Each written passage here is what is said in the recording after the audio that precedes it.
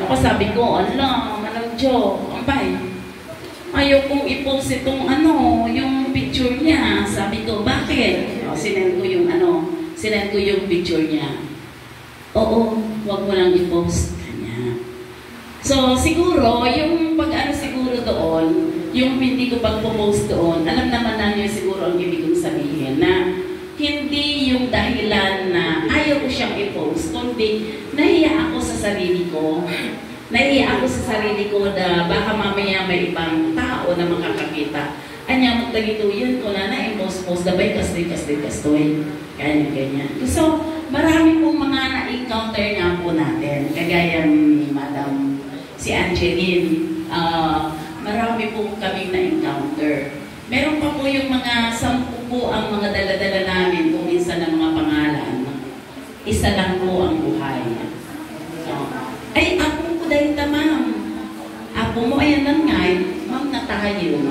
So, hindi lang siya po ang mga kabatchmate namin na talagang nagkaroon kami ng talagang anong tawag natin doon, yung heartbreaking talaga na dumarating sa atin.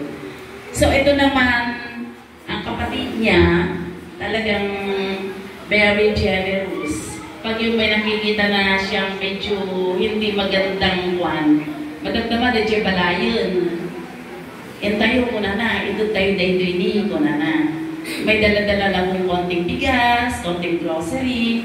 So, punta po kami, nagbibigay po kami. Though, hindi ko na dapat nasabihin yung mga pangalan ng mga kwan. Ilang beses po yun, without asking our batch any amount. No? Personal po niya yung perang yun na binibigay. At yun po ang mga na-encounter po namin na mga pagkakataon nitong paghahanap po namin ng aming mga batchmate. Ang sarap pong makita yung mga kabatchmate natin kasi tuwang-tuwa po sila eh. Ama muna kami, ang tagal bago magkuhan.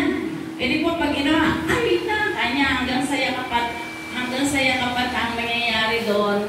Pero alam niyo, ang pinakapaganda doon ay parang we recall now yung past natin na ganun kaganda. Siguro meron yung mga iba na namit din ninyo, kagaya ng isang experience ng isang batchmate namin, nasa abroad, yung tao, and then narinig niya, uy, ni Kastoy, adagtoy. Siyempre excited siya. Dahil narinig niyo yung pangalan ng classmate niya. Punta siya ngayon. Nakakalungkot. Alam po ninyo kung ano sinabi? Sa group chat. Do I know you? Abroad yan mo. Do I know you? Oh my goodness! O, ano yung marami mo nga? May kata ko na. Ano pero may nagkaroon? Ano na? Di ba? Nakakasakit din?